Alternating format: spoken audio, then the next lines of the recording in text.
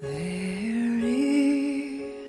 sans la grâce, une dévotion matinale proposée par l'Église évangélique de la grâce en collaboration avec l'Institut théologique de Cotonou.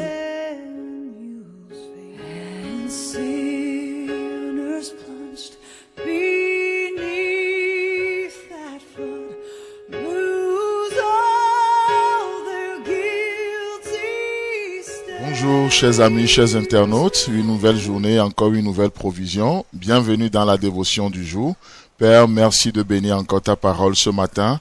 Nous venons à toi parce que nous réalisons combien, Seigneur, sans toi nous ne pouvons rien. Nourris-nous encore et donne-nous une vision précise pour cette journée que tu nous offres ce matin. Amen. Donc, ce matin, nous continuons toujours dans notre passage de Luc chapitre 22 et ce matin, je me permets de revenir, de faire un pas en arrière pour répondre à une des questions qui m'a été posée par rapport à ce qu'on avait vu la semaine passée. Donc, nous relisons encore notre verset de base, Luc chapitre 22, le verset 31 et 32 où il est écrit: Le Seigneur dit, Simon, Simon, Satan vous a réclamé pour vous cribler comme le froment. Mais j'ai prié pour toi, afin que ta foi ne défaille point. Et toi, quand tu seras revenir, affermis tes frères. Amen. Donc, nous sommes en train de voir ce que c'est que la foi en comparaison avec ce qu'elle n'est pas. Et je ne vais pas revenir en arrière pour revoir déjà ce qu'on a vu. Mais une des questions qui m'a été posée, que je voulais répondre à partir de cette dévotion ce matin, c'est que la foi n'est pas aveugle. La foi n'est pas aveugle. La foi voit toujours quelque chose. Lorsque nous parlons de la foi, ce n'est pas un saut dans le vide. Lorsque nous parlons de la foi, ce n'est pas de la présomption. Lorsque nous parlons de la foi, ce n'est pas un développement personnel. Lorsque nous parlons de la foi, ce n'est rien de tout ça. La foi n'est pas un saut dans le vide. Un prédicateur avisé a dit que la foi et la folie ne sont pas éloignées l'une de l'autre. Elles sont séparées que de deux lettres, L et E. Donc, parfois ce que nous appelons ou nous pouvons appeler la foi, ce n'est que de la folie. Lorsque votre foi, vous dites ce matin que vous avez foi en Dieu et votre foi ne voit rien, votre foi c'est juste un saut dans le vide, laissez-moi vous dire que c'est de la folie. C'est de la folie. Et Dieu n'est pas l'auteur de ces genres de démarches-là. Dieu n'est pas l'auteur de ça. Donc, la foi n'est pas aveugle, elle voit toujours quelque chose. Elle voit le Dieu vivant, elle voit les promesses de Dieu.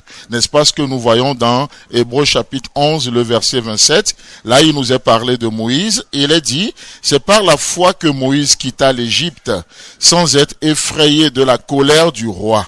Car il se montra ferme, comme voyant celui qui est invisible. Amen. Donc ici nous sommes dans, on va dire quoi, c'est dans le second chapitre, on va dire sur la vie de Moïse. Vous savez, Moïse avait vécu pendant 120 ans et on peut répartir sa vie en trois grandes parties. Les premiers 40 ans en Égypte sans Dieu, deuxième 40 ans dans le désert et troisième 40 ans il a fait en conduisant le peuple. Mais comment l'histoire de Moïse commence? Pendant ces premiers 40 ans, Moïse était en Égypte, il était même considéré comme le prince de l'Égypte. Probablement le prochain pharaon.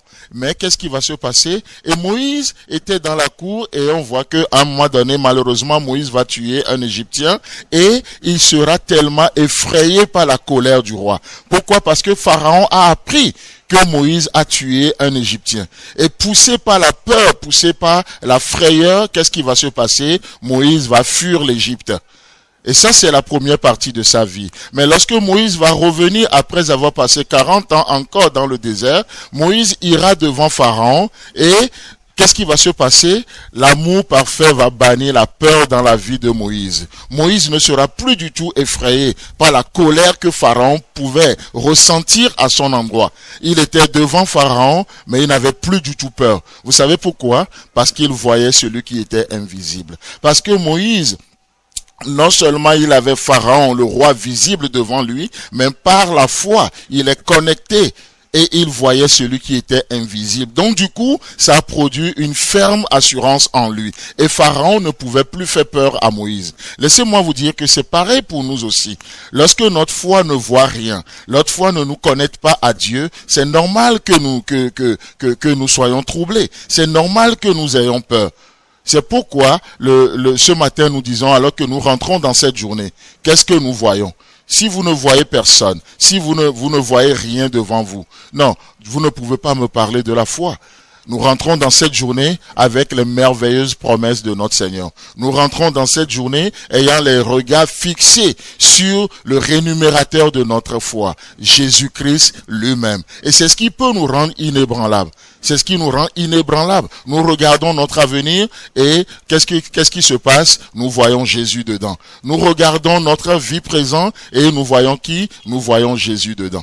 Donc, la foi n'est pas aveugle. Elle voit quelque chose. Elle est connectée à Dieu et à ses promesses. Mes amis, que Dieu vous bénisse et à demain. C'est tout le temps que nous avons. Si vous avez aimé cette dévotion, parlez-en à vos amis. Parlez-leur du message de la grâce et de ce qu'il fait dans vos vies. Pour un sujet de prière, une question ou plus d'informations, contactez-nous. Téléphone 64 88 35 87 ou 96 42 69 05 ou par WhatsApp au 94 75 80 20.